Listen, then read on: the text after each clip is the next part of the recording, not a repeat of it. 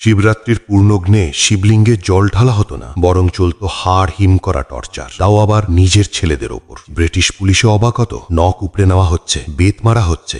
বাঙালি বিপ্লবীদের মুখ থেকে একটা টু শব্দও বের হতো না। কেন জানেন? কারণ পুলিন বিহারী দাস বিশ্বাস করতেন, দেশ স্বাধীন করতে হলে শিবের মতো নীলকণ্ঠ হতে হবে, অর্থাৎ বিষ হজম করতে হবে। তাই প্রতি বছর আজকের এই রাতে বিপ্লবীরা নির্জলা উপবাসের পর দিত এক চরম পরীক্ষা। হাড় কাঁপানো শীতে বরফ গলা জলে গলা পর্যন্ত ডুবিয়ে রাখা হতো তাদের। শোনা যায় গরম লোহার রড দিয়ে শরীরে ছ্যাঁকাও দেওয়া হতো, আর সেই যন্ত্রণার মধ্যে দাঁড়িয়েই শপথ নিতে হতো, দেশের জন্য সব সহ্য করব। মহাদেব যেমন বিষ হজম করেছিলেন, আমাদেরও এই অত্যাচার বিষের মতো পান করতে হবে দেশের স্বাধীনতার জন্য। ভাবুন, মনের জোরটা। এই ট্রেনিংয়ের ফলেই আন্দামান জেলে পৈশাচিক মার খেয়েও উল্লাসকর দত্তরা পাগল হয়ে গিয়েছিলেন, শরীর পচে গিয়েছিল, কিন্তু দেশের সাথে কেউ বেইমানি করেননি। তারা নিজেদের রক্তমাংসের মানুষ নয়, সাক্ষাৎ শিবের চেলা ভাবতেন। আর আজকের দিনের আমরা শিবের কাছে চাই টাকা, ভালো চাকরি, ভালো বর বা বউ, কিন্তু তারা চাইতেন নিজের রক্ত দিয়ে দেশের স্বাধীনতা। এই মহান নীলকণ্ঠ বিপ্লবীদের জন্য আজ কমেন্টে একবার অন্তত লিখুন হর হর মহাদেব,